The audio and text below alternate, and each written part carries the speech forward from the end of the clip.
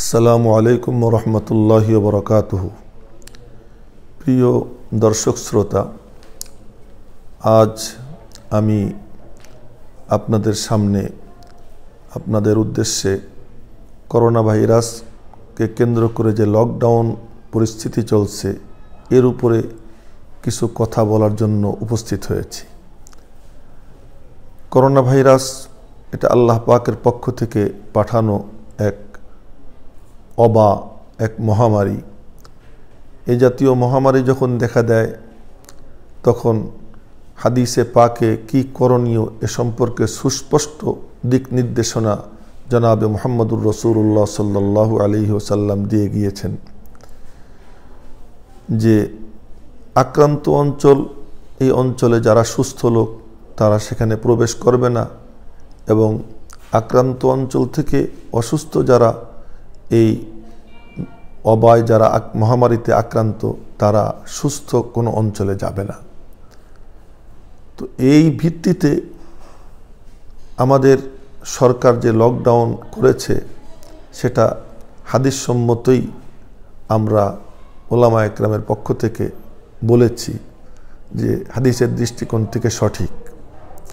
কিন্তু গভীরভাবে যদি তলিয়ে দেখি তো হাদিসে পাকে আসছে যে আক্রান্ত অঞ্চল থেকে কেউ বাহিরে বের হবে না এবং সুস্থ অঞ্চল থেকে কেউ আক্রান্ত অঞ্চলে যাবে না। কিন্তু এই যে লকডাউন গোটা দেশকে স্থবির করে দিয়ে যে লকডাউন পরিস্থিতি চলছে, এটা হাদিসের দৃষ্টিকোণ থেকে এটাকে আমি সঠিক বলে মনে করি না।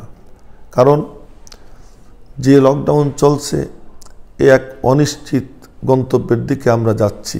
এর শেষ কোথায় কেউ জানে না। কবে নাগাদ স্বাভাবিক অবস্থায় আমরা ফিরব এ কথা কেউ বলতে পারতেছে না। সুতরাং লকডাউন পরবর্তীতে যে পরিস্থিতির সম্মুখীন আমাদের দেশকে হতে হবে সেই বিষয় নিয়ে ভাবনা চিন্তা করা আমাদের জন্য এখন অতীব জরুরি হয়ে পড়ছে।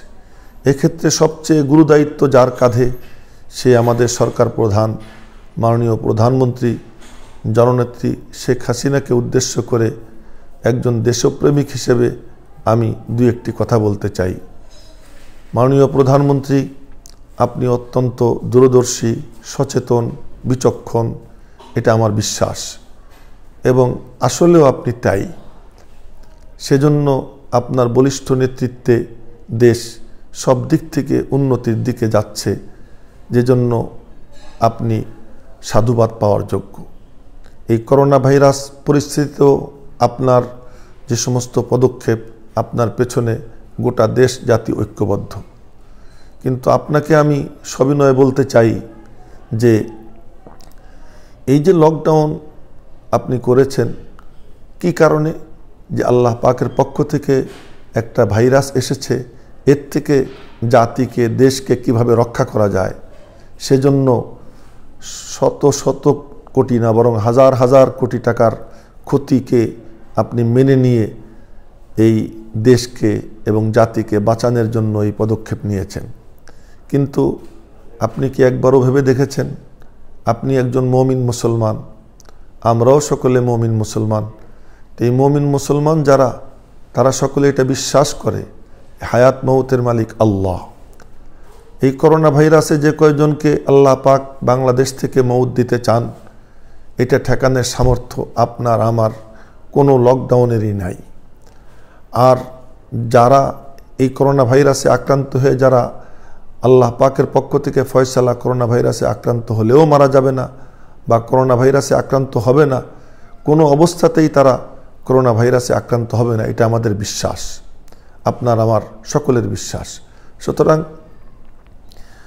বাহ্যিক সতর্কতা যতটুকু অবলম্বন করা দরকার অতটুকু সতর্কতা আপনি দেশ জাতি সকলকে নিয়ে অবলম্বন করুন। কিন্তু সার্বিক যে লকডাউন, এটা দেশের জন্য যে মারাত্মক বিপর্যয় ডেকে নিয়ে আসবে, সেই বিপর্যয় সামাল দেওয়ার সামর্থ্য আপনার আমার কারোই আমার মনে হয় নাই। সুতরাং একজন সাধারণ ছোট দেশপ্রেমিক হিসেবে আমি আপনার দরবারে সবিনয় নিবেদন করতে চাই যে সার্বিক লকডাউনের পরিস্থিতিটা আপনি একটু পুনর্বিবেচনা করুন। আক্রান্ত অঞ্চলগুলোকে লকডাউন করুন, আক্রান্ত ব্যক্তিদেরকে কোয়ারেন্টাইনে নিয়ে যান, কিন্তু বাকি সমস্ত কিছু সীমিত আকারে সতর্কতার সাথে এগুলো সব সচল রাখার উদ্যোগ নেওয়া যায় কিনা আপনি একটু ভেবে দেখুন। এবার আসি মসজিদ কেন্দ্রিক আপনার দরবারে একটি আবেদন। মাননীয় প্রধানমন্ত্রী, বিপদ যখন আসে তো এর থেকে উদ্ধার করে নেওয়ালা আল্লাহ। মুসা আলাইহিস সালামকে জিজ্ঞাসা করেছিল এক বুদ্ধিজীবী যে বিপদ যদি হয় তীর নিক্ষেপকারী হন যদি আল্লাহ, ধনুক যদি হয় আসমান, তাহলে এই তীর থেকে বাঁচার সামর্থ্য কারো আছে কিনা? মুসা আলাইহিস সালাম বলেছিলেন হ্যাঁ আছে। বলে কিভাবে? তার পদ্ধতি কেবল একটাই, যে তোমরা যিনি তীর মারতেছেন নিক্ষেপ করতেছেন তার দিকে দৌড় দাও, তার কাছে চলে যাও।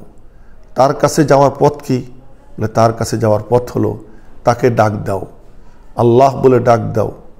যে আল্লাহ বলে ডাক দেয়, আল্লাহর দিকে দৌড় দেয়, আল্লাহ পাক রব্বুল আলামিন তার হেফাজতের ব্যবস্থা করে দেয়। সুতরাং আমরা মনে করি এই বর্তমান যে মহামারী আসছে এর থেকে বাঁচার একমাত্র উপায় যে মুমিন মুসলমানরা আল্লাহর দিকে দৌড় দেবে। সে আল্লাহর দিকে দৌড় দেওয়ার জায়গা হলো মুমিন মুসলমান মসজিদে যায়। সেই মসজিদ, আপনাকে ধন্যবাদ যে মিডল ইস্টে অনেক দেশে মসজিদকে একেবারেই লকডাউন করে দিয়েছে, একেবারেই বন্ধ করে দিয়েছে, কিন্তু আপনি সীমিত পরিসরে মসজিদ চালু রেখেছেন বিশেষ এক সংখ্যা নির্ধারণ করে দিয়ে।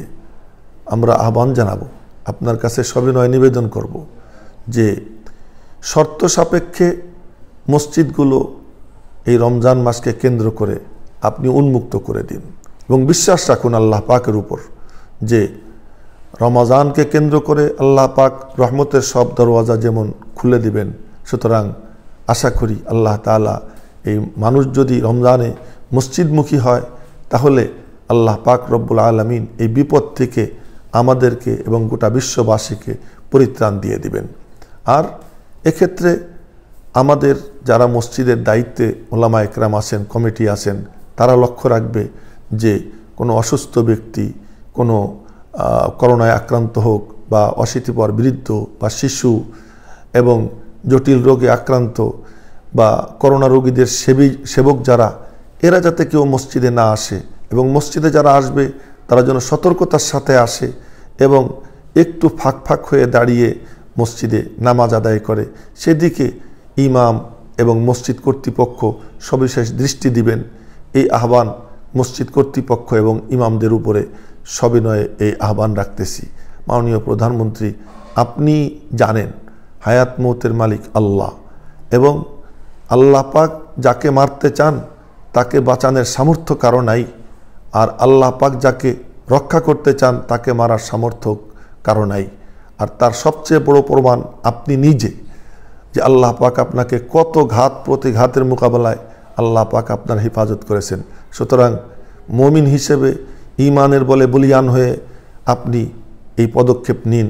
মক্কা শরীফ, মদিনা শরীফ যেমন শর্ত সাপেক্ষে এবং সীমিত পরিসরে খুলে দেওয়ার সিদ্ধান্ত ঘোষণা হয়েছে এই রমজানকে কেন্দ্র করে, তো আপনি বাংলাদেশের মসজিদগুলো রমাদান মাসকে কেন্দ্র করে খুলে দেওয়ার সিদ্ধান্ত নেবেন, এই আশা আমরা আপনার থেকে করব। আল্লাহ পাক রব্বুল আলামিন যেন আমাদের সকলকে এই ভাইরাস থেকে আল্লাহ তাআলা হেফাজত করেন, পুরো বিশ্ববাসীকে হেফাজত করেন। এজন্য আমরা সকলে মিলে আল্লাহ পাকের দরবারে দোয়া করি। ওমা আলাইনা ইল্লাল বালাগ। আসসালামু আলাইকুম ওয়া রাহমাতুল্লাহি ওয়া বারাকাতুহু।